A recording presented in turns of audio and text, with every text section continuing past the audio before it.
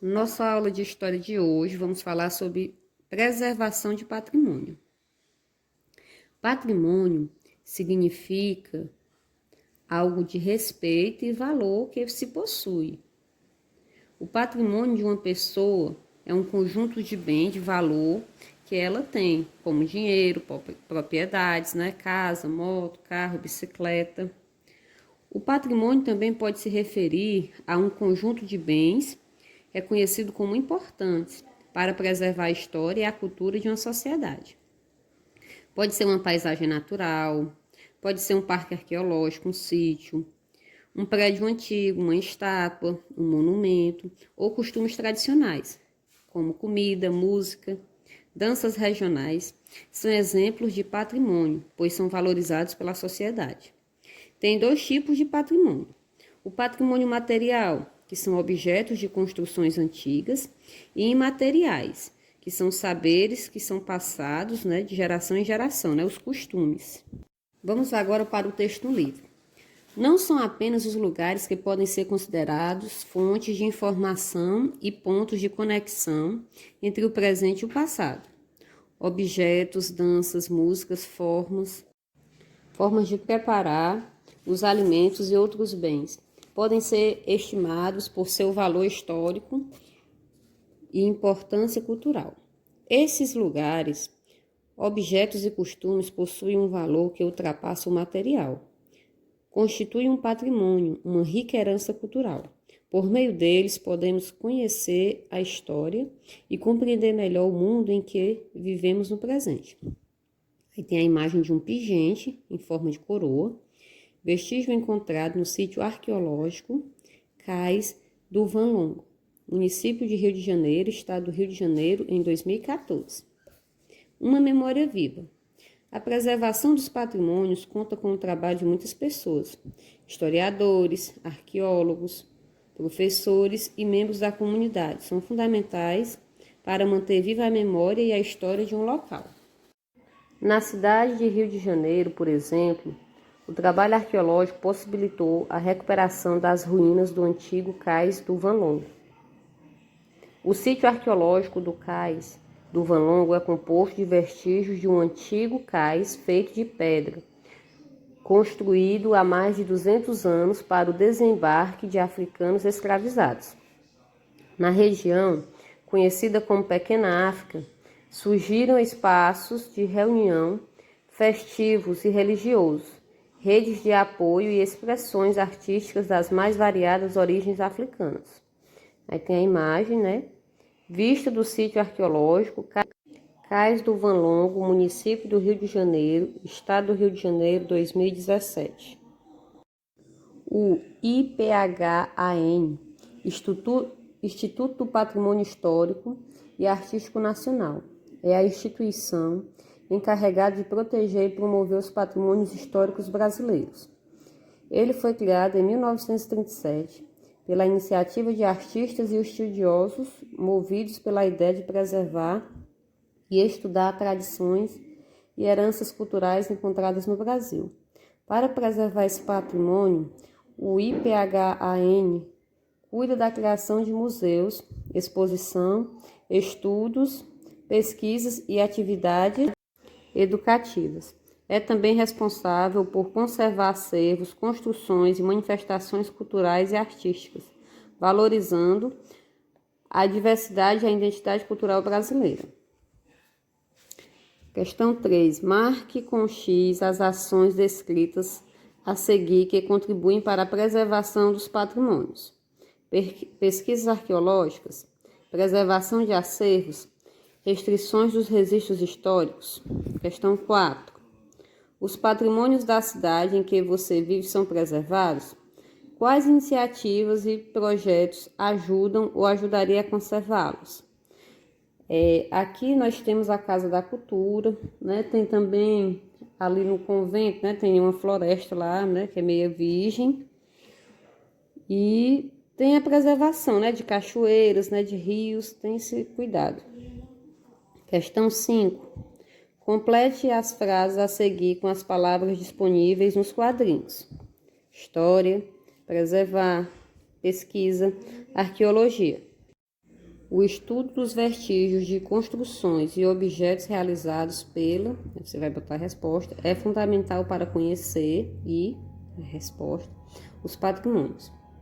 Os patrimônios são importantes fontes você bota a resposta, para o estudo coloca a resposta. Página 32, você vai observar aqui as imagens, né?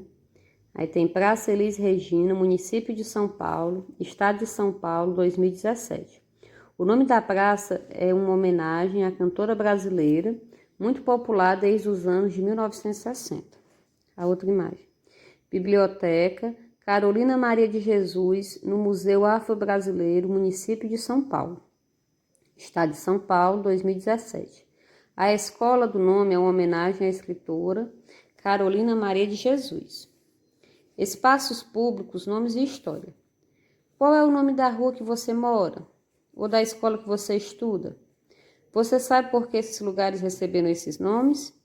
Ruas, praças, prédios públicos e outros locais em que convivemos tem um nome que serve para identificar e localizá-los, mas a escolha dos nomes de cada local se relaciona também ao desejo de manter viva a memória de pessoas importantes para uma comunidade ou de eventos históricos considerados determinantes para o coletivo. Questão 6. Reúna-se em grupos com colegas, com o auxílio do professor, realize uma pesquisa para saber mais sobre o nome da sua escola que vocês estudam. Depois produza um pequeno texto no caderno contando um pouco dessa história. Qual é o nome da escola? Esse nome é uma homenagem a alguma pessoa, personagem, data comemorativa ou evento. Por que você acha importante o nome da escola? Vocês vão em entrevista, né? O seu José Maria, ou pergunta a alguém que saiba. Página 33. Nomes de espaços públicos da escolha coletiva. A escolha dos nomes do espaço público pode surgir uma série de critérios. Às vezes, os nomes dos lugares são determinados pelo uso ou função. O mercado vê o peso em Belém, no estado do Pará, tem esse nome porque naquele local era comum pesar as mercadorias.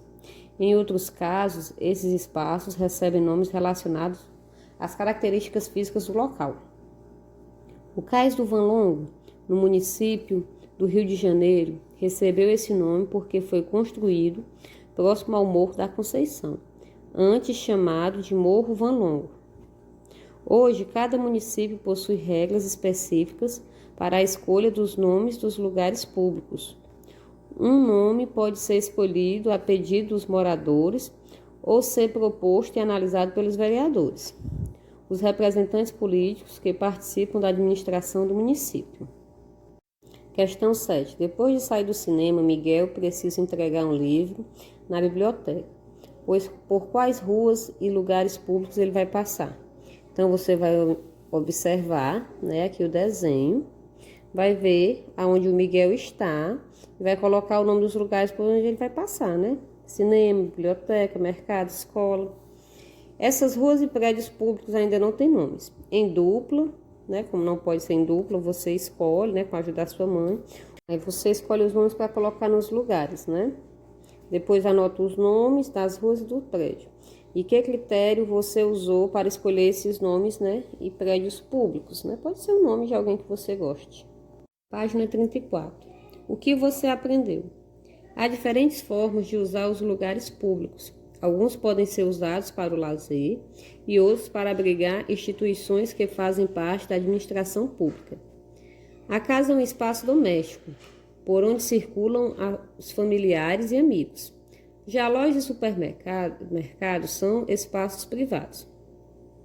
As formas de trabalho e lazer podem ser diferentes conforme o local e o momento histórico. Os espaços públicos e suas transformações têm relações com a história de cada local e época. Questão 1. Leia o poema a seguir e depois responda as questões. Caverna. Houve um dia no começo do mundo em que o homem ainda não sabia construir sua casa. Então disputava a caverna com os bichos e era aí a sua morada. Deixou para nós seus sinais, desenhos desse mundo muito antigo. Animais, caçadas, danças, misteriosos rituais. Que sinais deixaremos nós para o homem do futuro? Texto, Roseana Murai, Casas, Belo Horizonte, formato 1994, página 23. Questão A. Onde o ser humano morava no começo do mundo e por quê? Aí você vai olhar lá no texto. B. Que sinais essa moradia antiga deixou para nós? Veja lá. C. Que resposta você daria à pergunta feita no final do poema? O que é que vamos deixar? Aí você reflete e responde. 5. Questão 2. Leia o texto, observe a charge e responda as questões abaixo. A moradia como direito. A Constituição Federal garante uma série de direitos aos cidadãos, entre eles a moradia. Artigo 6º. São direitos sociais a educação, a saúde, a alimentação, o trabalho, a moradia, o lazer, a segurança, a previdência social e a proteção à maternidade e à infância, a assistência aos desamparados. Aí tem aqui a imagem da Sarge. Vamos ler. Papai, lê aquele conto de fadas para a gente dormir? Claro. Todos os brasileiros têm direito à moradia. Então, o que a gente pode refletir aqui sobre a Sarge? Papai, lê aquele conto de fadas para a gente dormir? Claro. Todo brasileiro tem direito à moradia. Então, a gente observando aqui essa imagem, vê essa família morando na rua, Isso mostra a desigualdade social. Algumas pessoas, têm muito, outras têm pouco. Mas para que a gente não passe necessidade, é necessário o nosso esforço de estudar, de trabalhar, para poder conseguir, o que é necessário, o emprego, a alimentação, todas as condições necessárias, certo? Aí embaixo tem, todo brasileiro tem direito à moradia. Sarge, de Jean Galvão, 2008. Letra A. Onde vive a família que está representada na Sarge? Em um local apropriado para uma família viver? Aí você responde. B. No município em que você vive, há pessoas na mesma situação das personagens da Sarge? O que você pensa sobre isso? Aí você responde. C. O direito à moradia é assegurado pela lei. Lei é respeitada na situação mostrada na Sarge, por quê? Aí você vai observar a imagem e ver se está de acordo com a lei, as pessoas morando na rua.